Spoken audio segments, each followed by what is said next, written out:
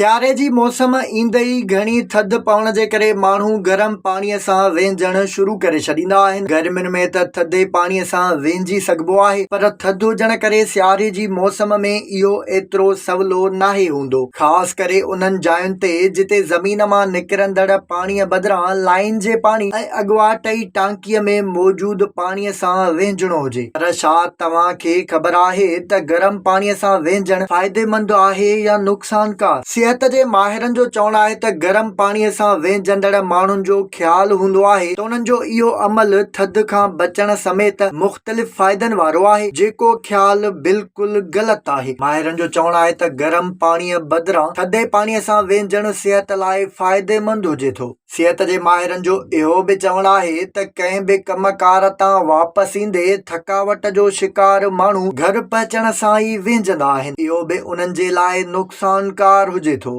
गरम पाणीअ सां वेंझण सां जिस्म तां जरासीमनि जो ख़ात्मो त करे सघिजे थो, पर इन सां चमड़ी हसास बणिजी वेंदी आहे ऐं जिस्म तां कुदरती सण बि घटिजण लॻंदो आहे। चमड़ीअ जे मर्ज़ जे माहिर असिस्टेंट प्रोफेसर जेफरी कोहन जो चवणु आहे त वेंझण जे लाइ हल्के गरम पाणीअ जो इस्तेमालु करे सघिजे थो ऐं जंहिं वक़्तु हल्के गरम पाणीअ सां बि वेहतो वञे त इहो अमल 10 खां 15 मिंटनि में ई मुकमल करणु घुर्जे। वधीक गरम पाणी जिस्म जी चमड़ीअ खे खुश्क कंदो आहे, जंहिंजे करे चमड़ीअ जा मुख़्तलिफ़ मसइला पैदा थियनि था। कोहन जो चवणु आहे त जॾहिं अव्हां घणो वेंझंदा आहियो त तव्हांजे जिस्म तां हाकारी ऐं फ़ाइदेमंद जुज़ ऐं जरासीम बि धोपिजी वेंदा आहिनि। जॾहिं त घणो वेंझण सां वारनि जूं पाड़ूं बि कमज़ोर थियनि थियूं, जंहिंजे करे वार छणण जो मसइलो थींदो आहे। माहिरनि जो चवणु आहे त गरम पाणीअ सां वेंझण तव्हांजी चमड़ीअ तां कुदरती तेल ऐं फ़ाइदेमंद बैक्टीरियाज़ खे ख़तम करे छॾींदो आहे ऐं अहिड़ीअ ई रीति एक्ज़ीमा तोड़े चमड़ीअ ते दागनि जी बीमारियुनि जा मसइला थींदा आहिनि। उन जी भेट में थधे पाणीअ सां वेंझण सां जिस्म